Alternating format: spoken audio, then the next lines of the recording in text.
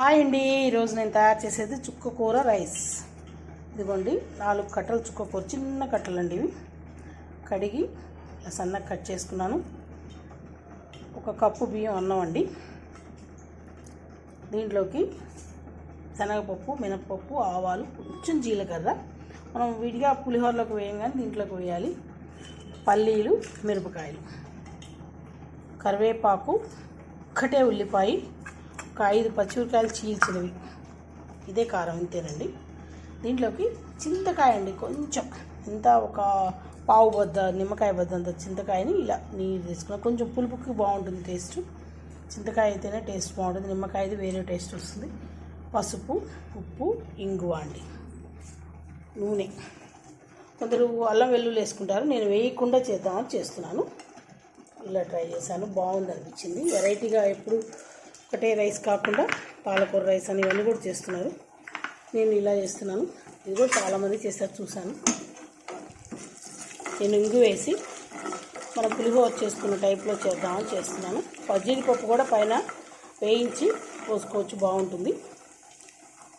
ఉల్లిపాయలు వద్దు అనుకున్న వాళ్ళు ఉల్లిపాయ కూడా వేయకుండా పల్లీలు, జీడిపప్పు వేసుకొని చేసుకోవచ్చు. వెల్లుల్లి కావాలనుకున్న వాళ్ళు కూడా వేసుకోవచ్చు. ఇంగువ తీసేసి వెల్లుల్లిపాయ వేసుకోవచ్చు. అక్కడ ఇవి సగం వేగినాయి. దీంట్లోకి జీడిపప్పు, మిరపకాయలు,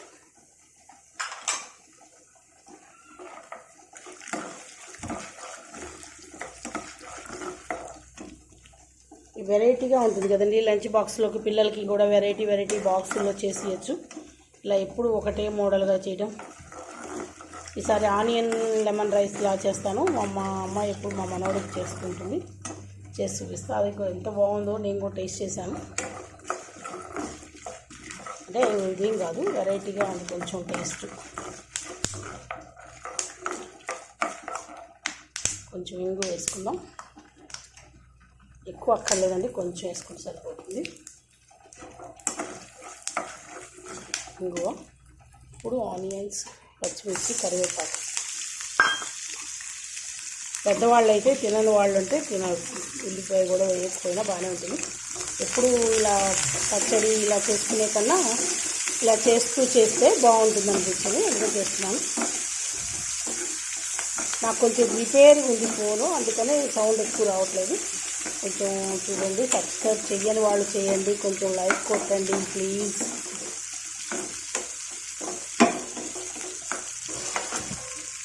కొంచెం వేగాలండి. ఇంతవరకు వేస్తేనే స్మెల్ సూపర్ ఉంది. ఆనియన్ వేగి తింటేనే బాగుంటుంది కదా అసలు.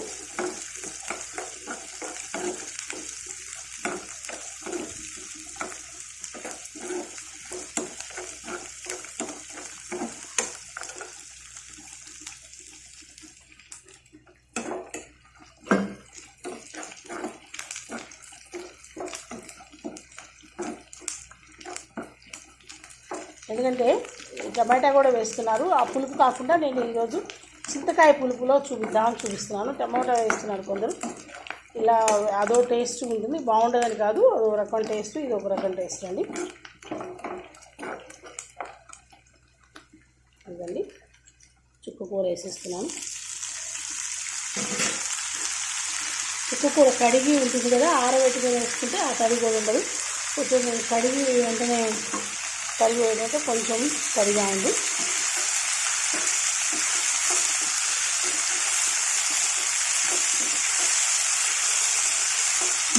పసుపు,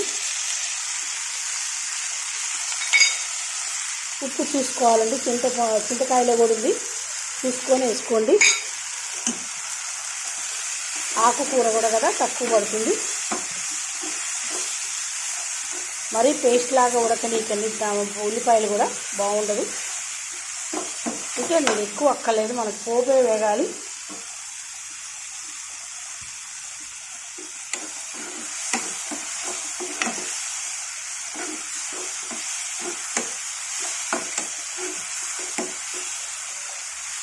మనకి ఎప్పుడు తోచకపోయినా పొద్దున్నే ఇలా అన్నంలో పప్పుే కాకుండా ఇలా చేసుకుని పొద్దున్నే కూడా టిఫిన్ టైంలో కొంచెం రైస్గా తినగలిగిన వాళ్ళు ఇలా తినచ్చు.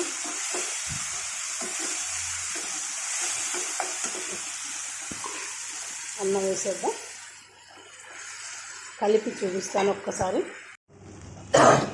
దీంట్లో కలిపాను.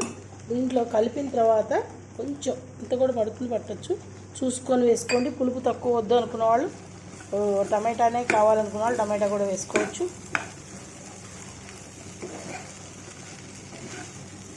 చూడటానికే ఎంత బాగుందో చూడండి. ఇంతేనండి, అయిపోయింది. కొత్తిమీర అవి చల్లనండి, ఆ టేస్ట్ డిఫరెంట్గా ఉంటుంది, ఆ స్మెల్ అవి టేస్ట్. ఇలా మనం చుక్కకూర రైస్ టేస్ట్ కావాలి అంటే ఇలానే తినాలి. డిష్ అవుట్ చేసి చూపిస్తాను. అంతేనండి. పైన కొంచెం కావాలి అంటే కొంచెం మనం నెయ్యి వేసుకోవచ్చు, బాగుంటుంది. కానీ అన్నం పొడి పొడిలాడుతుంటేనే బాగుంటుందండి ఇట్లాంటి రైసులకి. మెత్తగా తీసుకోకండి, మనం దద్దోజనం అలా తీసుకునే వాళ్ళలాగా. అంతేనండి, చుక్కకూర రైస్ ట్రై చేయండి, టేస్ట్ చేయండి. మీరు ఎలా చేస్తే ఎలా ఉందో మీ కామెంట్ రూపంలో తెలియచేయండి. Please like, share, comment, subscribe to Bhargava Sharma బ్రాహ్మణ వంటలు. నమస్తే అండి.